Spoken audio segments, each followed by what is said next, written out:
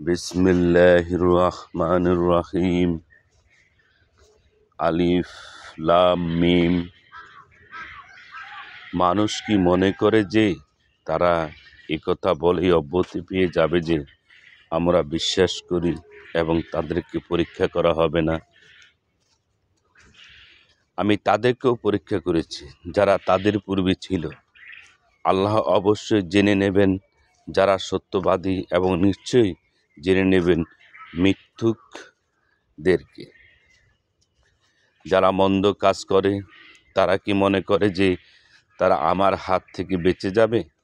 তাদের ফায়সালা খুবই মন্দ।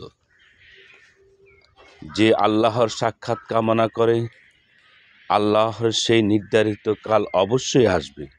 তিনি সর্বশ্রোতা, সর্বজ্ঞান। যে কষ্ট স্বীকার করে সে তো নিজের জন্যই কষ্ট স্বীকার করে। আল্লাহ বিশ্ববাসী থেকে বেপরোয়া। আর যারা বিশ্বাস স্থাপন করে ও সৎকর্ম করে, আমি অবশ্যই তাদের মন্দ কাজগুলো মিটিয়ে দেব এবং তাদেরকে কর্মে উৎকৃষ্টতর প্রতিদান দেব। আমি মানুষকে পিতামাতার সাথে সদ্য ব্যবহার করার জোর নির্দেশ দিয়েছি।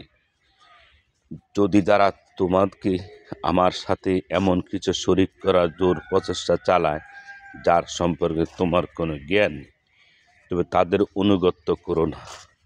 আমার এদিকে তোমাদের প্রত্যাবর্তন। অতঃপর আমি তোমাদেরকে বলে দেব যা কিছু তোমরা করতে।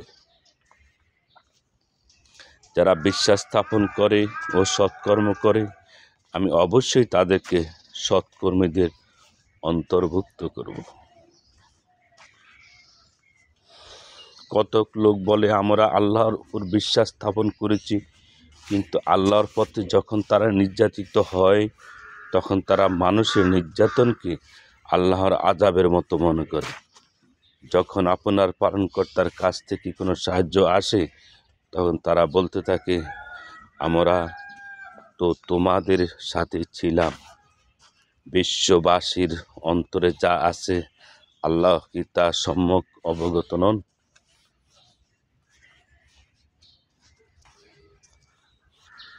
আল্লাহ অবশ্যই জেনে নেবেন যারা বিশ্বাস স্থাপন করেছে এবং নিশ্চয় জেনে নেবেন যারা মুনাফিক। কাফেররা মুমিনদেরকে বলে, আমাদের পথ অনুসরণ করো, আমরা তোমাদের পাপ ভার বহন করব। অথচ তারা পাপ ভার কিছুতে বহন করবে না। নিশ্চয়ই তারা মিথ্যাবাদী। তারা নিজেদের পাপ ভার এবং তার সাথে আরও কিছু পাপ ভার এবং তার সাথে কিছু পাপ ভার বহন করবে। অবশ্য তারা যেসব মিথ্যা কথা উদ্ভাবন করে সে সম্পর্কে কিয়ামতের দিন জিজ্ঞাসিত হবে। আমি নূহ আলাইহিস সালামকে তার সম্প্রদায়ের কাছে প্রেরণ করেছিলাম। তিনি তাদের মধ্যে 50 কম 1000 বছর অবস্থান করেছিল। অতঃপর তাদেরকে মহাপ্লাবন গ্রাস করেছিল। তারা ছিল পাপী। অতঃপর আমি তাকে ও নৌকা রোহীগণকে রক্ষা করলাম এবং নৌকাকে নিদর্শন করলাম বিশ্ববাসীর জন্য। স্মরণ করো ইব্রাহিমকে, যখন তিনি তার সম্প্রদায়কে বললেন, তোমরা আল্লাহর ইবাদত করো এবং তাকে ভয় করো, এটাই তোমাদের জন্য উত্তম যদি তোমরা বোঝো।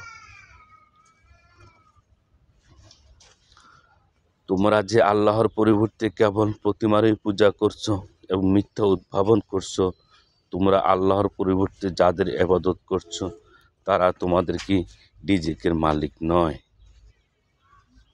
কাজেই আল্লাহর কাছে রিজিক তালাশ করো, তার ইবাদত করো এবং তার কৃতজ্ঞতা প্রকাশ করো। তারই কাছে তোমরা প্রত্যাবর্তিত হবে। তোমরা যদি মিথ্যাবাদী বলো, তবে তোমাদের পূর্ববর্তীরাও মিথ্যাবাদী বলেছে। স্পষ্টভাবে পয়গাম পৌঁছে দেয়াই তো রাসূলের দায়িত্ব। তারা কি দেখে না যে আল্লাহ কিভাবে সৃষ্টিকর্ম শুরু করেন, অতঃপর তাকে পুনরায় সৃষ্টি করবেন? এটা আল্লাহর জন্য সহজ। বলুন, তোমরা পৃথিবীতে ভ্রমণ করো এবং দেখো কিভাবে তিনি সৃষ্টিকর্ম শুরু করেছেন, অতঃপর আল্লাহ পুনর্বার সৃষ্টি করেছেন। নিশ্চয়ই আল্লাহ সব কিছু করতে সক্ষম।